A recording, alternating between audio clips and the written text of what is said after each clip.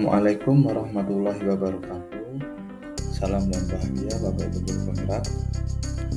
Kenalkan, saya Wanaful dari SMP Negeri 5 Balikpapan, calon guru penggerak Angkatan 9 Kabupaten Bantul. Kali ini saya akan memaparkan tentang ruang kolaborasi modul 2.1 memenuhi kebutuhan belajar murid melalui pembelajaran berdiferensiasi.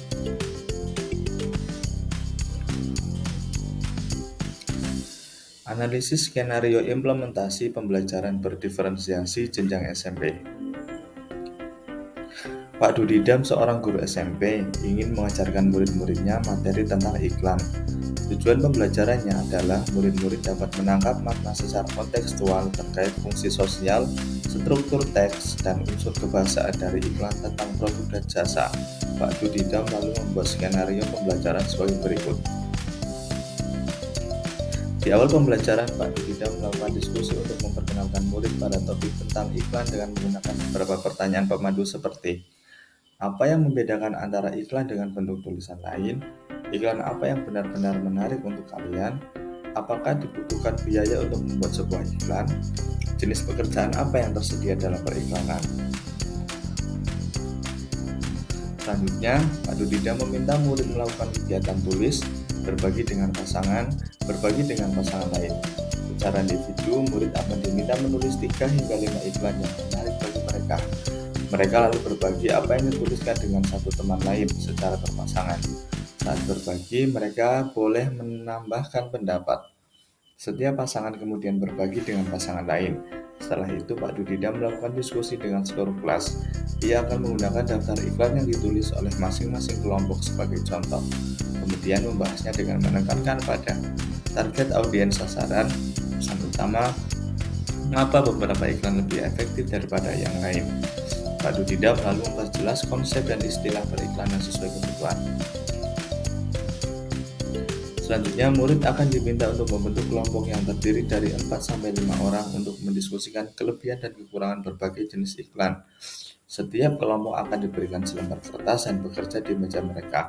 Setiap lembar kertas grafik memiliki chart untuk menuliskan kelebihan dan kekurangan untuk jenis iklan tertentu, misalnya radio, TV, internet, cetak, billboard. Setiap kelompok akan melakukan brainstorming dan mencatat 2 kelebihan dan 2 kekurangan dari jenis iklan tertentu. Dengan menggunakan isyarat yang diberikan guru, setiap kelompok kemudian pindah ke meja kelompok lain. Mereka membaca masukan yang telah ditulis sebelumnya dan menambahkan 2 kelebihan dan kekurangan lagi. Terus berlanjut demikian sampai setiap kelompok memiliki kesempatan untuk membahas semua jenis iklan. Lalu Pak Dudidam mengumpulkan kembali murid sebagai satu kelompok besar. Ia lalu memfasilitasi diskusi yang diperlukan untuk memperjelas dan atau memperluas pemahaman konsep seperti target audiens, kejelasan pesan dan penggunaan fitur kebahasaan dan desain seperti pemilihan judul, teks, gambar, dan format. Pak Dudidam lalu memberikan tugas individu. Ia membedakan penugasannya sesuai dengan kemampuan murid. Tugas yang harus dikerjakan murid adalah membuat iklan yang secara efektif akan mempromosikan produk atau jasa atau acara, sesuai dengan yang dijelaskan dalam skenario yang diberikan. Pak Dudidam menetapkan skenario tugas yang berjenjang sesuai dengan pengetahuan pemahaman konsep murid-muridnya. Perbedaan skenario-nya adalah skenario 1 bersifat lebih konkret dan terstruktur dengan petunjuk langkah demi langkah dan mencakup semua informasi yang diperlukan untuk menyelesaikan tugas. Skenario 2 kurang terstruktur dan lebih terbuka dibanding skenario 1. Dan skenario 3 bersifat konseptual dan terbuka dan membutuhkan riset. Pak Dudidam mendorong murid untuk memilih lokasi di kelas yang mendukung cara mereka belajar dengan baik.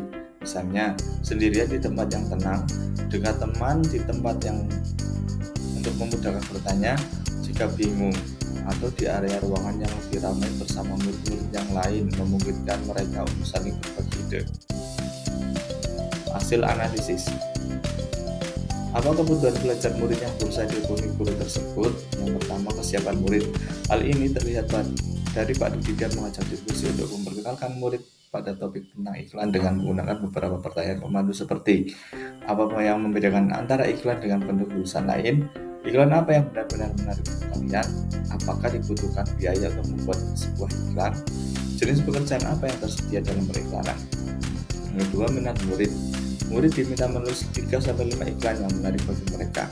Yang terakhir, profil belajar murid. Padu Tidak mendorong murid untuk memilih lokasi di kelas mendukung cara mereka belajar dengan baik, misalnya sendirian di tempat yang tenang, dekat teman untuk memudahkan bertanya jika bingung, atau di area ruangan yang lebih ramai bersama murid-murid lain yang memungkinkan mereka untuk saling berbagi ide. Bagaimana cara guru tersebut menentukan kebutuhan bacaan muridnya? Yang pertama, diskusi dengan pertanyaan terpadu, meminta murid menuliskan iklan yang menarik, dan yang terakhir memberikan pilihan kepada murid atau tempat lokasi belajar. Strategi pembelajaran berdiferensiasi apa yang digunakan? Yang pertama, proses. Pak Tidak menetapkan skenario tugas yang berjenjang sesuai dengan pengetahuan dan pemahaman konsep murid-muridnya.